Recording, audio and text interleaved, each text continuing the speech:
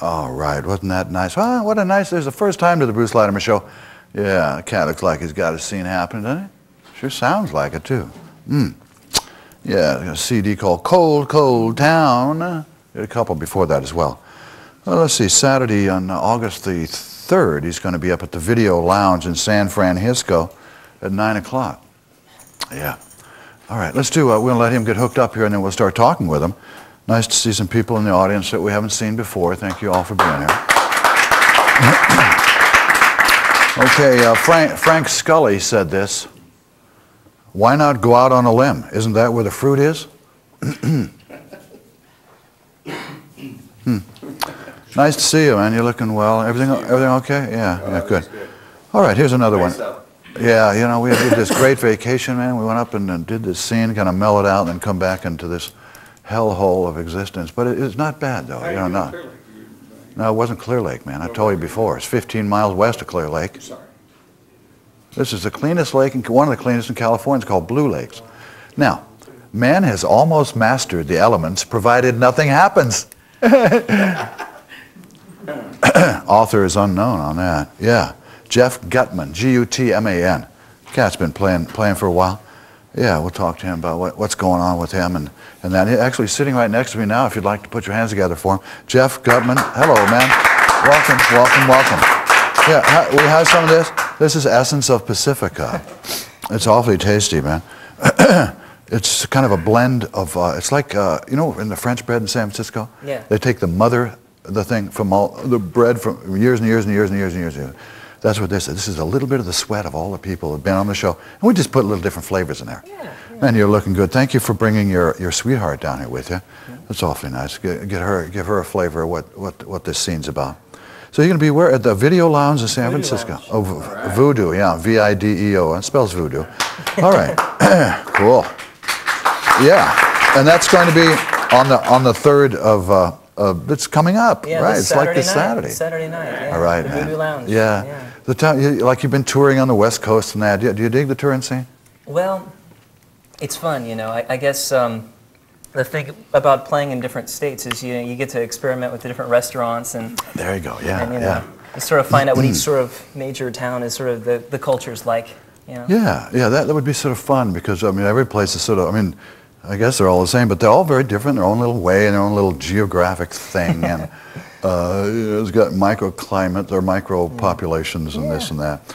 Let's see, the Mindfire tapes came out in the fall of 99. 99, yeah.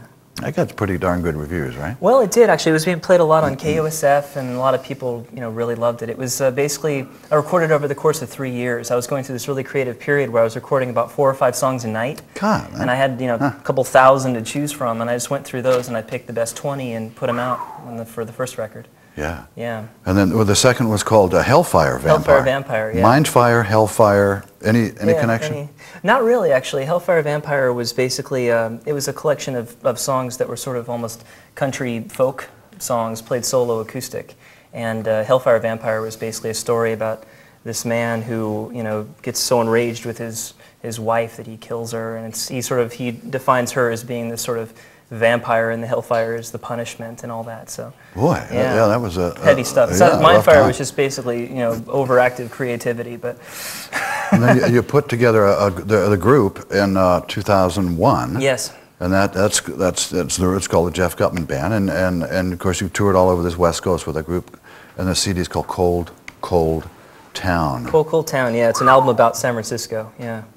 Well, a lot of the songs are anyway. I think that San Francisco has gotten to be a harder place. Many people are saying that, man. The gentrification, this and that. People being driven out, the dot-coms were driving out the businesses, and now the rents are too high still. And and the music scene too. It's still hard to get a gig here, I think. It's incredibly difficult, and we're blessed with some of the wonderful musicians in the world. Not only musicians, but the whole scene.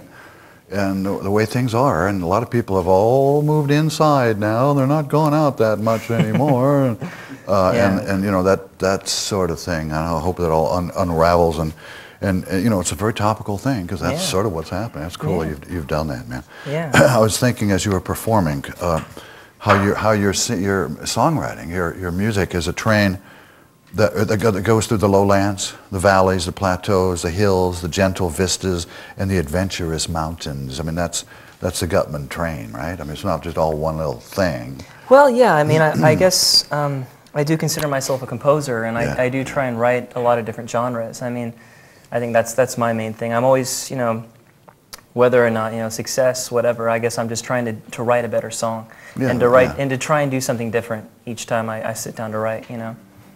And when you perform a song tonight, and then tomorrow night, or on Saturday, you perform the same song, do you similar? Or is it sort of... Well, with a lot of the songs, I wrote them so that I could take them and put them into different genres. You know, where you could take the same song and put it into a different genre, and it would still work. I'm very happy with that kind of songwriting. Hey, Jeff, they say it was time to stop yapping, but will you come by a little bit later and play another piece for us? Yeah, I think Jeff Gutman, thank you for coming to the Bruce Latimer show, man. Yeah, very comfortable. Yeah, easygoing fella. Boy, I remember when I was a kid, and I saw another person today. I wanted curly hair, you know.